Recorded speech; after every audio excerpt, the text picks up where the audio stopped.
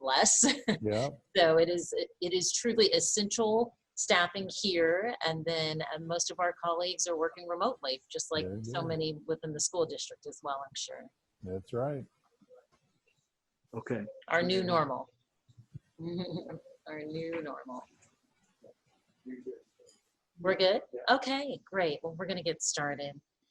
So I know, Dr. Dupre, today Texas parents and students were hoping to learn more from the TEA with some guidelines we were hopeful to hear more about today.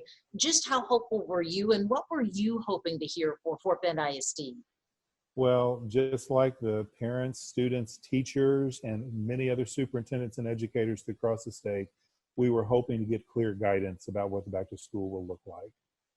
What he shared today was helpful because it does give clear guidance about how they plan to fund schools when we do face-to-face instruction and online learning.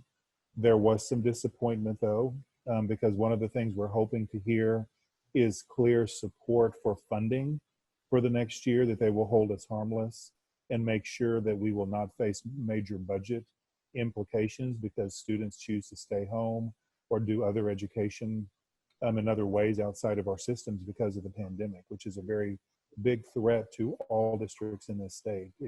We could be in a position to potentially lay off teachers or have major budget impacts during the year if they don't hold us harmless on funding.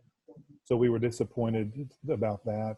We were also disappointed that we did not get clear direction on what safety protocols should look like when we return to school, because that is of a major concern to our teachers and to our parents. Hold just one second. We're going to make some audio. Is there any way to turn it up by any chance? Anymore? Because Yeah. his speaking over here, I had a hard time hearing.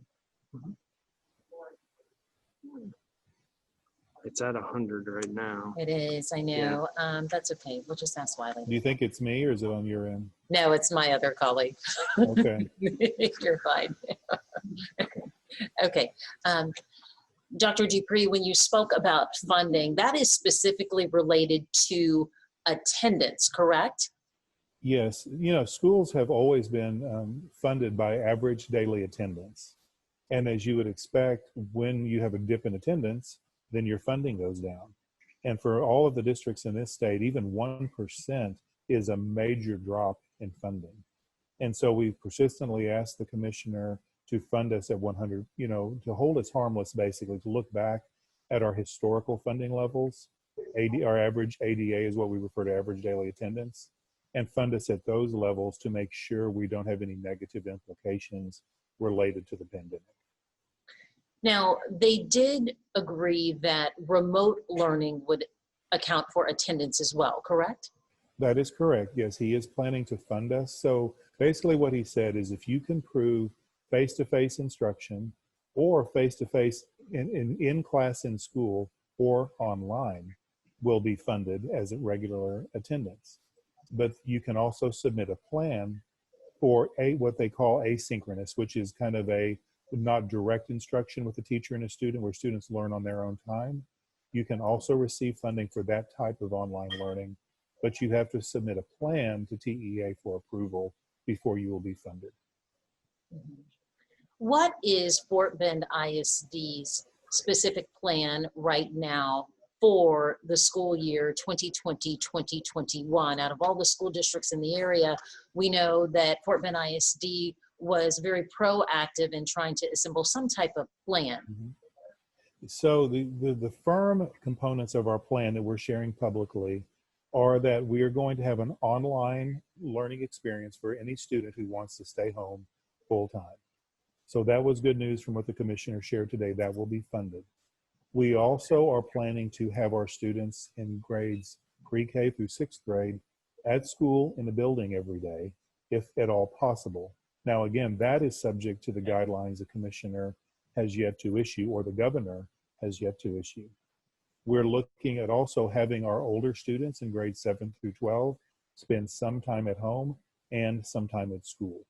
But I consistently reinforce for our community that that is subject to change based on additional guidance.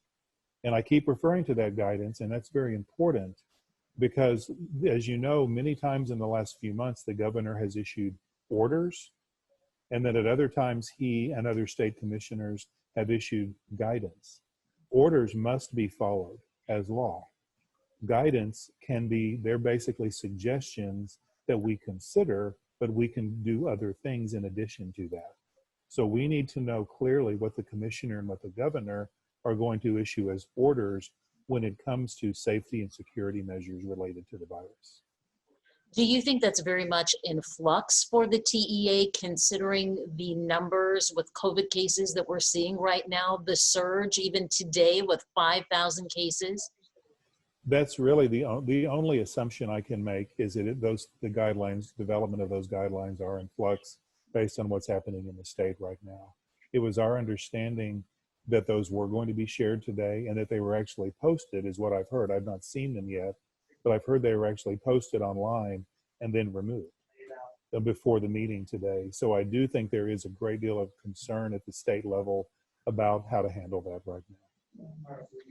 How will you ensure to parents and students and staff alike that they will be safe coming back to school, even on your flex schedule that you have in the works, granted you get approval from TEA with those guidelines? Well, we're going to do two things. First of all, we're going to develop a solid plan that incorporates appropriate social distancing and all the PPE. We've already committed to that.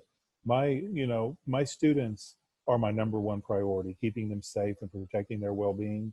But the teachers are truly right next to the students, because we cannot run our school system and serve our students if the teachers do not feel safe, and if we do not provide a systems and structure that allows them to feel safe and be willing to come back to school. Our teachers have options. They can go work in other environments. They can use leave that's available to them. The federal government has also put leave in place that teachers can take advantage of and still be compensated. So if we don't manage this very carefully and put systems in place and give our teachers those assurances, they do have other avenues that they can take. And so my goal is to protect them, to keep them safe, and to make them feel very comfortable working with our students, whether that be face-to-face or whether it be online. I know today in Fort Bend County, the Fort Bend County Judge, KP George, issued a mask ordinance effective tomorrow night. That is for any commercial business as well. How do you feel, or what have you heard from families about students wearing masks at school and staff as well? Well, there is concern about students. And again, I'm not saying I'm in disagreement with it. We're looking at masks and we're looking at face shields. You know, there is the concern, and we've heard from many parents, just the idea of their child wearing a mask all day for hours is very challenging to them. And we know it may not be literally all day, but it would be for enough time in a day. I mean, parents have been working with their children, taking them shopping, taking them out and traveling with them to know that even a little while with a young child is very challenging. So we're seeing that some of those safety precautions, we're going to have to make sure that we're doing the right things. We've heard that some of the face shields are more effective and more comfortable for everybody. So we're looking at various options. The other thing we're very concerned about, you know, the research that we're studying is showing us that the younger kids are actually easier to protect through social distancing than the older kids, because the older kids have passing periods and they're prone to gather in the hallways and restrooms outside the building. So we have great concern about how to enforce and strictly enforce social distancing with our older children when they come into the buildings as well. Could we even be looking at things as children eating their lunch in the classroom versus in the cafeteria, massive gathering there? Can you give us some examples, quite possibly? Well, so again, one of the things I want to continually reinforce is we have not put any strict orders in place yet. We're still waiting on that. But of course, we are thinking through all of those types of things to make sure we have the safest environment that's also that's the most conducive to learning. Because you got to keep in mind, with all these safety measures in place, that's going to be a distraction. That's another way I think of our teachers. Teachers already have a full-time job teaching and managing the classroom.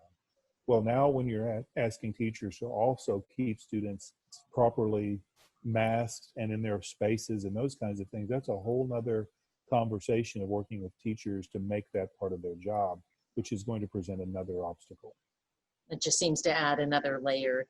Mhm. Dr. Dupre, do you foresee changes to not just the TEA's plan, but once Fort Bend ISD has its own plan in place, do you foresee changes up until quite possibly the last minute?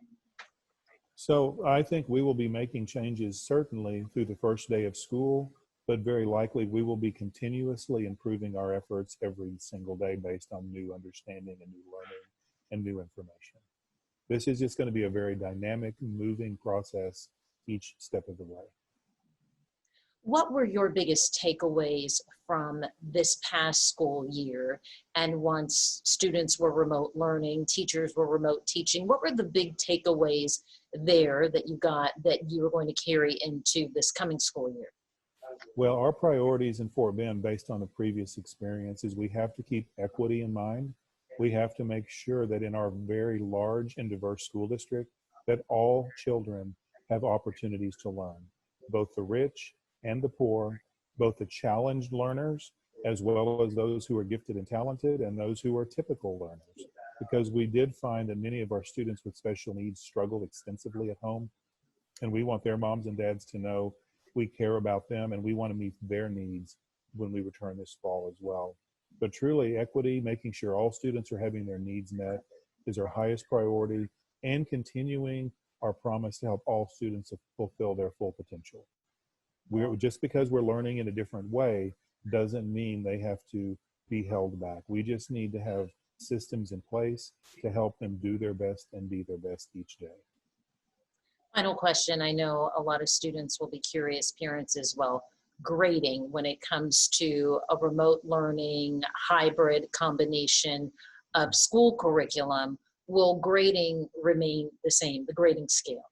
The grading scale will remain exactly the same as it was before the pandemic in the spring. That's one of the things we've committed to, that because students need that. That is how we measure progress. We don't give grades for the sake of giving grades. We issue grades to demonstrate student progress toward learning. So we're going to have to be even more diligent than we were in the spring to make sure that they're making progress. The biggest difference that you're going to see is in the spring, we were engaged in crisis education. Everybody dropped everything, did everything we could to keep students learning to the best of our ability. And we said, it's not going to be perfect. It's going to be good. Do your best. We cannot begin this school year saying, do your best.